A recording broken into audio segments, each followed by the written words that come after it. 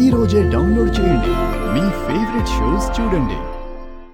అమ్మో, ఇప్పుడు అన్నం చూస్తే అన్నయ్య చేసిన అప్పు గురించి అమ్మ వాళ్ళకి తెలుస్తుంది. అయ్యో, చెప్పండి అన్నా. పైసలు ఎక్కడా? చెప్పాను కదన్నా, త్వరలోనే ఇచ్చేస్తానని. ఈ మాటలు నా దగ్గర చెప్పొద్దు. పైసలు ఎలా వసూలు చేయాలో నాకు తెలుసు. చూస్తారంటే సామాన్ బయటకేసేయండి రా. అన్నా, నా మాట వినండి అన్నా. ఆగండి. అన్నా, ఎవరయ్యా మీరంతా? మీ రజనీకాంత్ నా దగ్గర 4 లక్షలు అప్పు చేసి తీర్చకుండానే చచ్చిపోయాడు.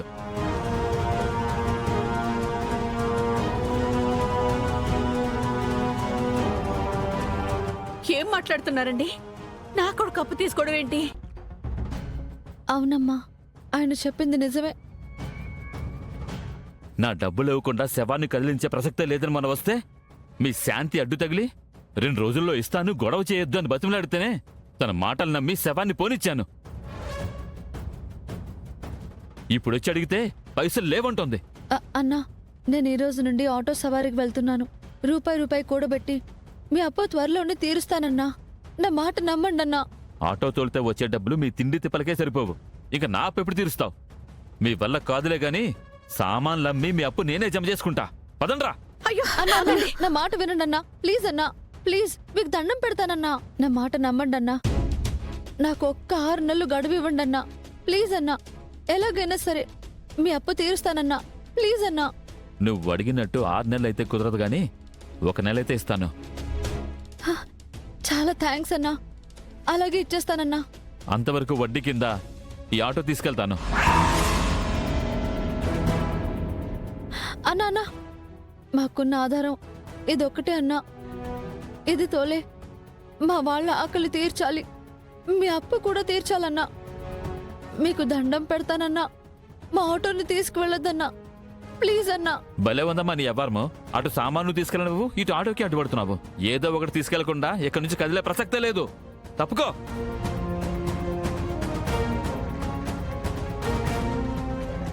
మళ్ళీ 4 రోజుల్లో వస్తా.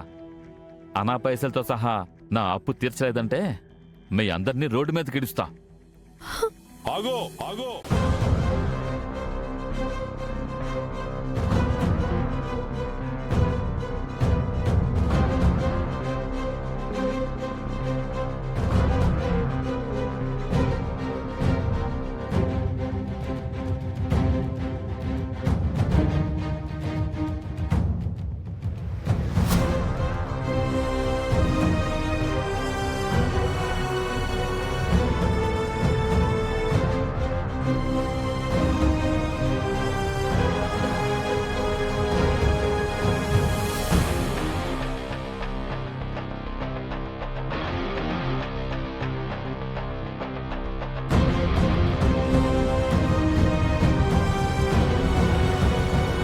నీ అప్పెంతో చెప్పు, ఆ డబ్బు నేనిస్తాను.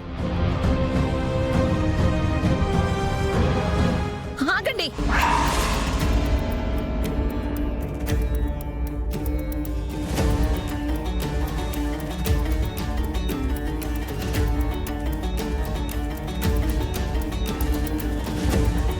మీ కొడుకు తీసిన మా అన్నయ్య ప్రాణాలకి వెలకట్టి మీ పాపం కడిగేసుకుందానొచ్చారా? లేదండి, మా నాన్న మీ మంచి కోసమే ఈ డబ్బు ఇస్తున్నారు. మాకేం వద్దు మీ పాపిష్టి సొమ్ము. మర్యాదగా ఇక్కడి నుంచి పొండి. అసలు తప్పంతా మీదే. మీరే కనుక మీ కొడుకుని సక్రమంగా పెంచి ఉంటే ఈ రోజు మా అన్నయ్య మీ వాడి కారణంగా బలయ్యేవాడు కాదు. మాకీ పరిస్థితి వచ్చేది కాదు. ఇప్పుడు 1కి 2 ప్రాణాలు పోయాయి. మీ వాడికి ఖచ్చితంగా పెద్ద శిక్ష పడుతుందని, దాన్ని తప్పించడం కోసమే మీరు ఈ నాటకాలన్నీ ఆడుతున్నారని నాకు బాగా తెలుసు.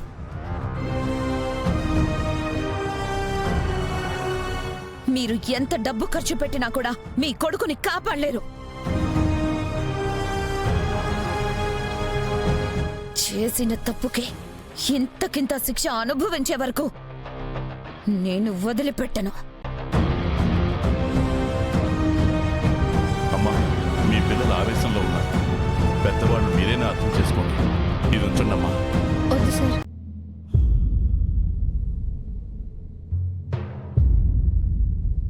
మీ అబ్బాయి మా అన్నయ్య ప్రాణాలు తీసుకున్నాడని అంటున్నారు. కానీ మీ అబ్బాయి తీసుకుంది మా జీవితాలు. మాకెవరి సాయం అవసరం లేదు. మా కాళ్ల మీద మేము నిలబడి మేము ఎలా బ్రతకాలో మా అన్నయ్య నేర్పించాడు.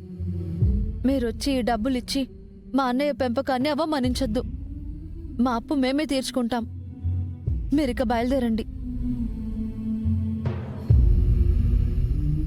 ఏమ్మా మీరెవరు? ఇచ్చేవాళ్ళని కూడా ఇవ్వనివ్వరేంటి?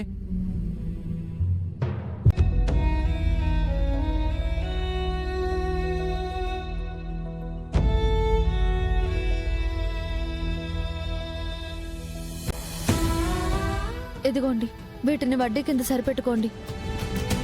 వీటికి 10,000 కూడా రావమ్మా, ఇవేలా సరిపోతాయి?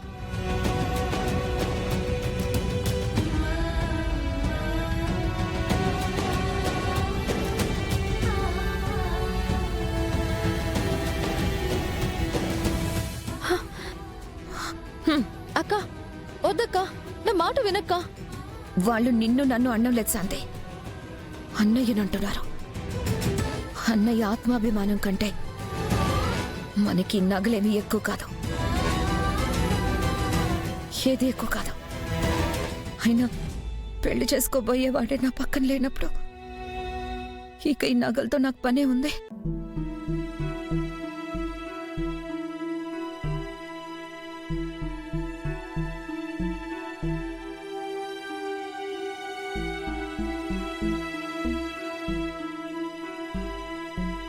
నెక్లెస్ తీసుకున్నావు కదా, ఇక్కడ నుంచి వెళ్ళు. వెళ్తా కానీ నెల నెలా వడ్డీ టైంకి ఇవ్వకపోతే ఏం చేస్తానో తెలుసుగా.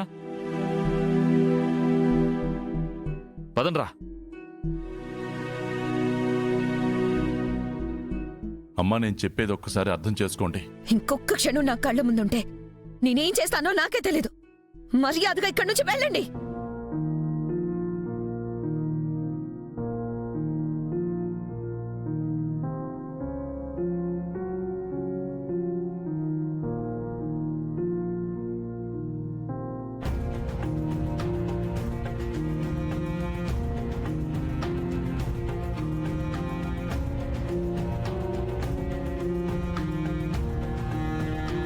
ఇంతమందిని బాధ పెట్టి ఏం బాగుపడతావురా నువ్వు?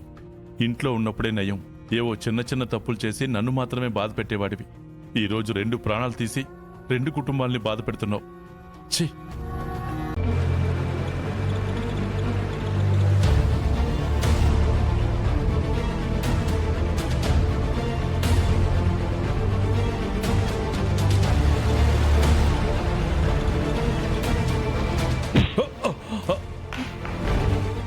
నాన్న నాన్న